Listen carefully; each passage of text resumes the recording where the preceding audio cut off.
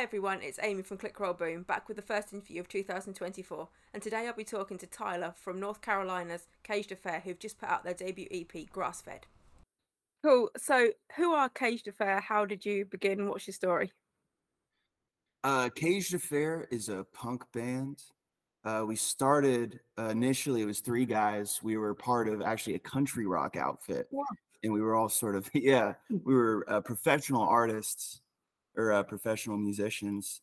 And we wanted to kind of change the country band into more of a rock band, but that didn't go over with the leadership. So we just kind of started our own thing at the time. Now we're a two-piece. I'm the only remaining member from that original three. I still love both of those other guys, but that's who Caged Affair is. We're a punk band and we're gonna kick your ass, I suppose. I don't know. So how would you describe your sound? I would say it's sort of, I'd like to add maybe a little more melody or components to punk music than kind of exists in there. Like I think a lot of bands have sort of broached that area. Bands like Neck Deep, or there's another band I really like called 4 Years Strong, that kind of add some more maybe musicality to it. So that's what we're trying to sort of push. Yeah, because your sound, it's more alt rock necessarily than out and out punk. I can see the punk influences, but I can see a lot of influences from, say, indie. There's even in some of the tracks, I can hear the country sort of background coming through. It's quite a diverse mix. I wouldn't say it's, if I was going to describe it, I wouldn't say it's punk. I would be more inclined to say it's rock. It's got quite a classic sound. Yeah, I mean, I'm definitely influenced by like sort of that post-grunge rock movement that took place with like maybe indie bands. Like, I mean, Weezer's not really indie, but there's like Neutral Milk Hotel or something like that. Yeah. You know, There's Radiohead. I can't remember the name of it. It's a really long one. It's about 6 minutes long. And I could definitely hear elements of the Beatles coming through and a lot of the psychedelia from that kind of movement. Oh my gosh, you're gonna make me cry. Yeah, I could definitely hear it coming through. It's a very mixed sound. I don't think it's quite as easy to pigeonhole as just saying it's punk. Well, it's just funny as a musician. I feel like you spend like, at least myself, every 3 months you have a new obsession, a new music. Oh yes. Oh yes.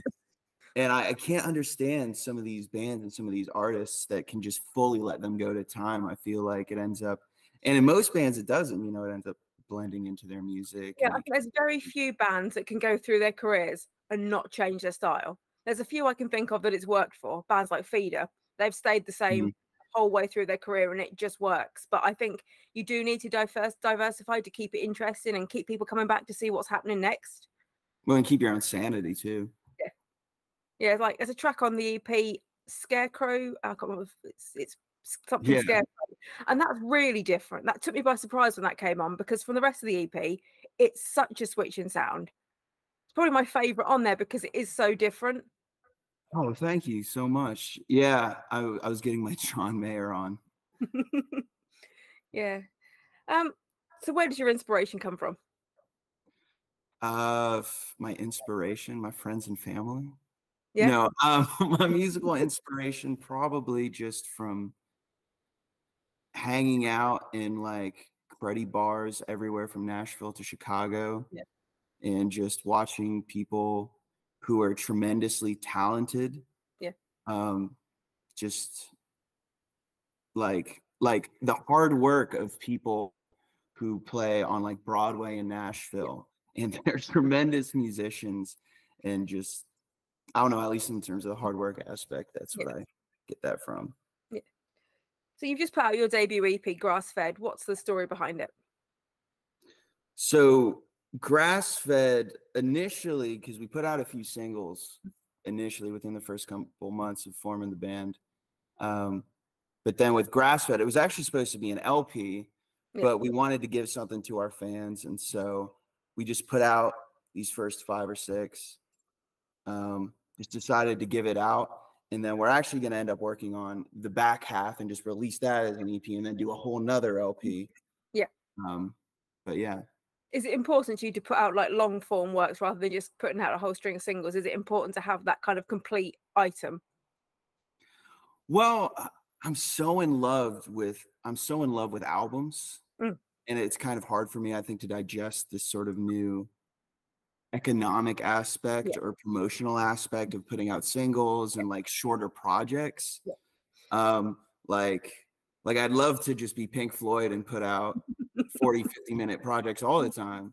But Yeah, but that's I one think song, isn't it, for them? what's that? 40, 50 minutes is one song for Pink Floyd. Oh, no kidding. Echoes. Let's go.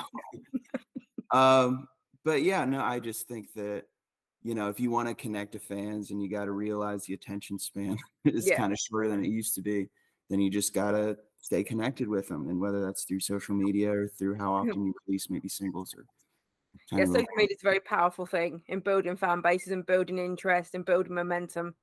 Definitely. Yeah. Yeah. So have you gigged much, and what's been your favorite show to date? So we've done quite a few gigs, actually. Maybe we've done about 50 or 60 since we first formed in March of last year. Okay. And we did a gig. We opened up for this sort of, I don't know if you would call them sort of like a rock band that's instrumental heavy Okay. called Big Wreck. And that was for about 700 or 800 people at a venue called the Underground in Charlotte, which is part of like the Fillmore series venues. And it's just such a different feeling to go somewhere and people are like, oh, look, there's a band playing, versus people came there to see a band play and they came there to see you. Yeah. And it's pretty much gone uphill from there. So have you like done your own headline shows, or have you always supported other bands?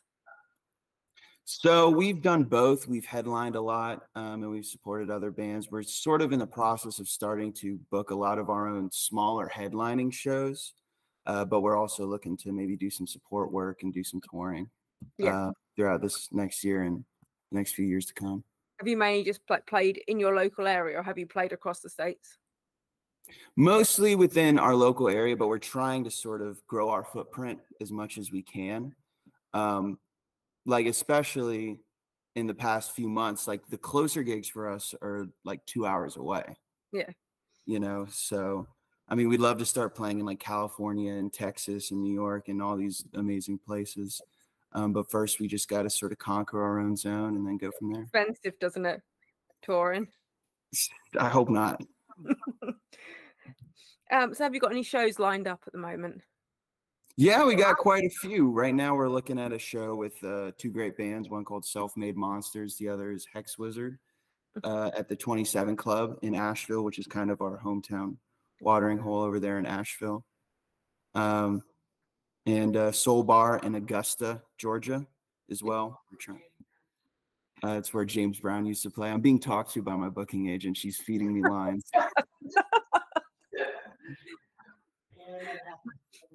And we're sorry. Do you ever suffer from stage fright? And if you do, how do you overcome it? Maybe initially I did. I've played in quite a few bands for like 5 or 6 years now. But now I get stage fright when I'm not on stage. Yeah. When I have to talk to people, that's when I get afraid. People are scary. A little bit. Do you have any like pre-show rituals? Pre-show rituals. Well, I don't drink anymore, but I always used to have at least a beer before I would go on stage. Now it's more like, can I have a Diet Coke with lemon, please? But I like to have a Diet Coke before I go on stage. Cool. What's the strangest or sweetest thing a fan has ever asked you? I once got asked to sign like this little kid's Xbox controller. Oh, wow. And he was like, thank you so much. Do you ever play Xbox online? And I'm like, buddy, no, thank you. Oh. Like, I'll sign whatever you want, but come out to shows, whatever. But you know, it gets intense. Of course. It was very sweet. It felt good.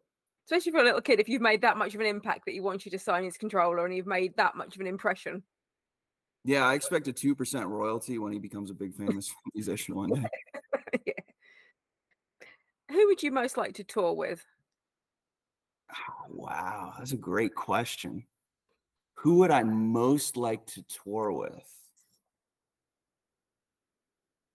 In terms of what I do, it'd be great to go with like one of the giants, like, you know, Green Day or Fall Out Boy or The Used, or maybe like an older band like Rancid or something.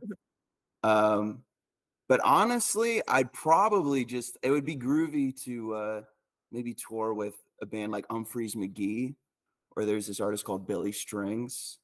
These sort of interesting jam bands that sort of subvert their own genres, because I feel like it would just be insane.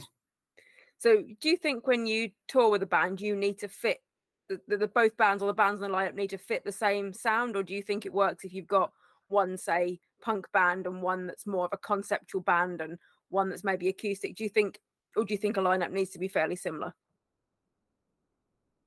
Well, I'm not everyone, so like I can consume music, I think, that's all across the board.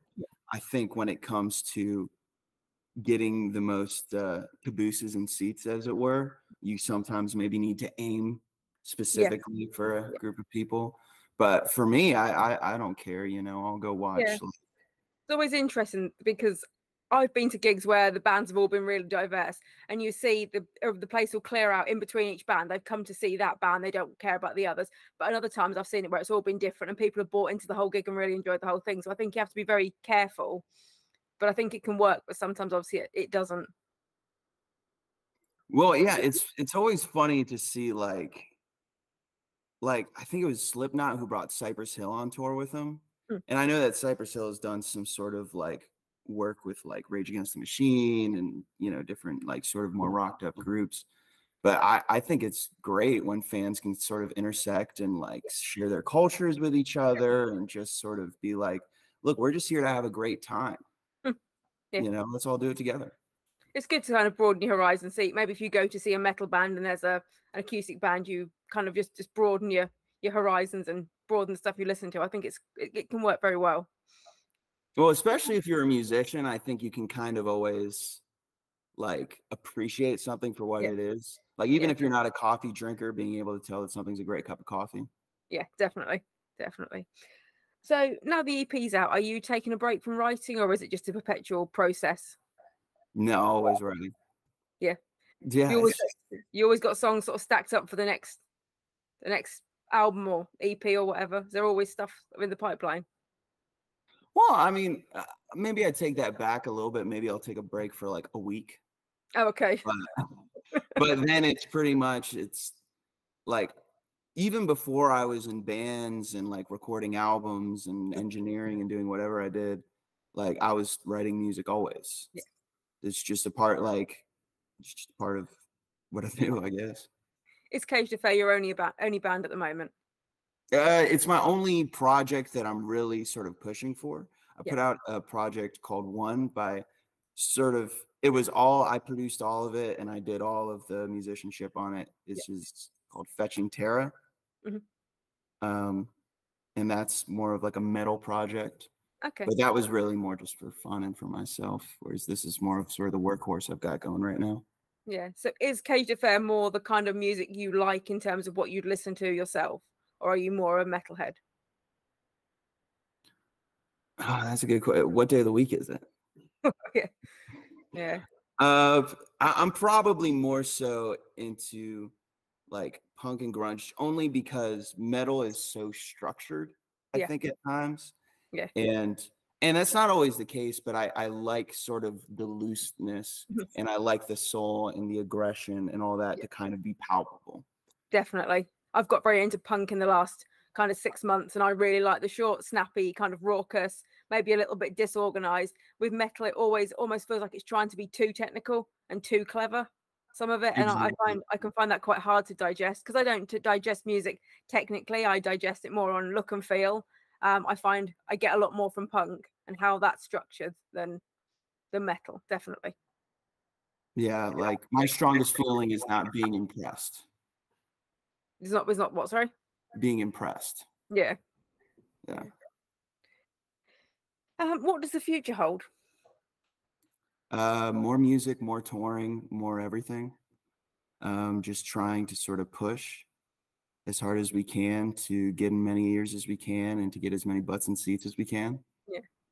Is the plan to come like over to the UK or Europe or somewhere eventually? Would that be a dream, or would you happy just staying in the States? Well, we're kind of starting to work on that. I need to get my passport updated, but once I do that, then there's a few actual venues that we've been sort of talking to here and there, and we're going to try and do a couple things there, maybe try and do some stuff in like the Netherlands and Australia as well, and, you know, try and do as much international touring as we can do. Yeah, where I think on Spotify, the bands can see their stats of where their most listeners are.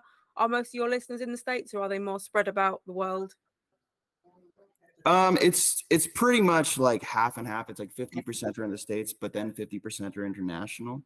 Yeah. I know that in the UK, we have a lot of listeners. I think they're our second most. So yeah, that's quite cool though, isn't it? The fact that you've only gigged around the sort of your local area, yet you've got listeners. It's kind of crazy to think how people have maybe found your music. I guess it is just through social media. Yeah, I mean, the internet kind of, you know, opened that up for everybody. You know, you were either an industry plant, yes, which is, I guess, everybody signed before 2000. And then your music was everywhere all the time, or it was just you had to really build it up over the course of like 10 years. And now it's just like, you know, I could maybe play to 50 people here potentially and play to like 1,000 people in Japan or something. Like they did that documentary on this band called Anvil quite a while ago. And they were just doing like coffee shops in Germany, and then they were doing like 10,000 person festivals in Japan. So it's I suppose in some ways the internet has been a blessing and a curse, because it's so easy for people to release music on Spotify. There's so much music out there that there's a risk that you'll get lost. What do you do to make yourself stand out and not get lost just in the sea of stuff that's being released? I think you just got to keep releasing music and being authentic. And when you have an opportunity to sort of be yourself and talk to people like I'm doing right now, just be yourself, because the only thing you can do better, because like you just got to accept from day one, it's like there will be a guitarist that's better than you, there will be a bass player or a drummer or a vocalist that is better than you that exists in the world, but no one's better than you at being yourself. Exactly. Yeah. So be yourself. Yeah. And lastly, give yourselves a shameless plug. Okay. We are Caged Affair. We just released an EP called Grass Fed on December 21st of this past year. Go listen to it on Spotify, Tidal Music, Apple Music, iTunes, Amazing Music Radio. Go listen to it wherever you can. And if we're playing a show near you, come out and I'll say hi to you. I will be incredibly awkward, as I was in this interview. But just know that I love you and thank you for coming out. And where can people find you online? They can find us at cagedaffair.com. We have Facebook, we have Instagram, we have Twitter. So you can follow us on any of those, or go check out our YouTube as well. Brilliant. Thank you ever so much for speaking to me. It's been lovely. Yeah, it's been great. Yes, thank you.